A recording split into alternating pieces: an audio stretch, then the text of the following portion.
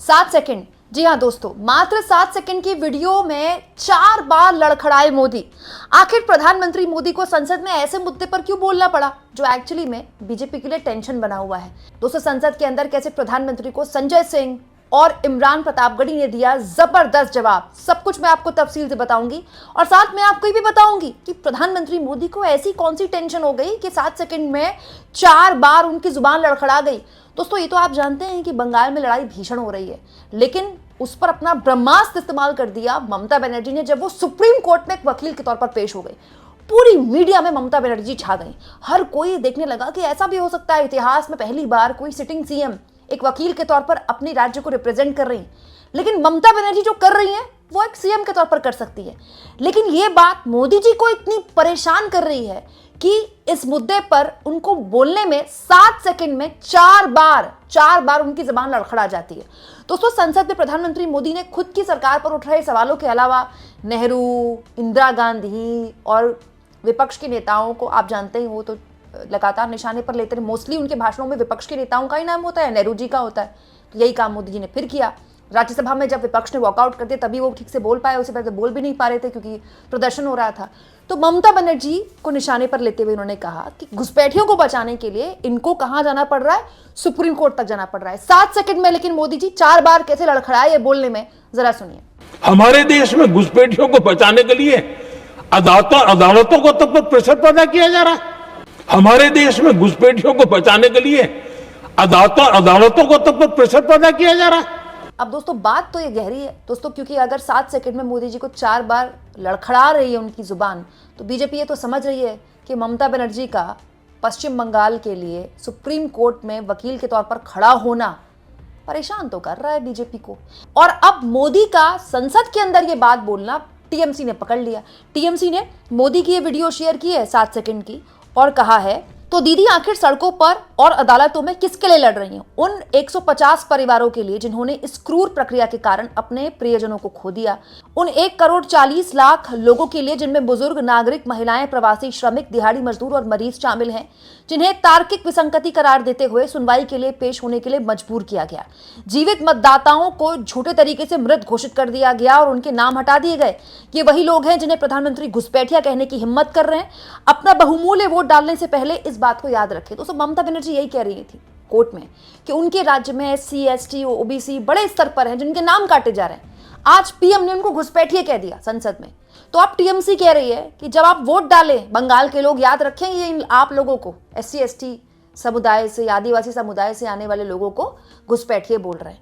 लेकिन प्रधानमंत्री को जवाब देने के लिए केवल टीएमसी नहीं है। संसद में दोस्तों इमरान प्रतापगढ़ी और संजय सिंह ने तो बवाल काट दिया। इमरान प्रतापगढ़ी की मात्र 3 मिनट की वीडियो देखिए। प्रधानमंत्री मोदी और उनकी सरकार की ऐसी धज्जियां उड़ाई हैं कि पूछिए मत। और संजय सिंह दोस्तों, वो तो सीधे एप्स्टीन फाइल को घसीट लाए, ये कहते हुए कि एप्स्टीन फाइल के अंदर मोदी जी का कई बार नाम है। कम से कम संसद में आकर बताए तो सही कि ऐसी अय्याश फाइल में हमारे प्रधानमंत्री का नाम कर क्या रहा है। देश के सम्मान का सवाल है भाई। अभी एक एप्स्टीन फाइल की चर्चा हो रही है पूरी दुनिया में। उसके बारे में भारत के प्रधानमंत्री को आरोपित किया गया।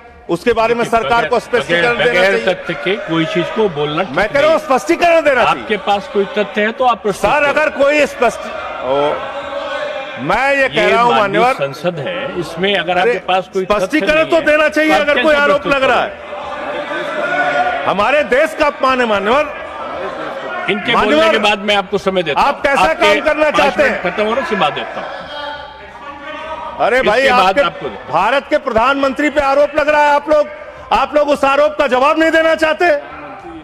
भारत के प्रधानमंत्री पे आरोप लग रहा है, नहीं तथ्य के बगैर होगा तो आप नहीं लगा सकते। तथ्य के विपरीत अगर आप बोलेंगे तो आपका ये चीज नोट नहीं किया जाएगा।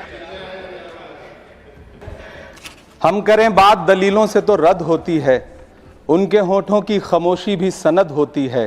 कुछ न कहने से भी छिन जाता है एजाज़े सुखन, जुल्म सहने से भी जालिम की मदद होती है। सभापति महोदय, मैं राष्ट्रपति के अभिभाषण पे अपने बात रखने के लिए खड़ा हुआ हूं।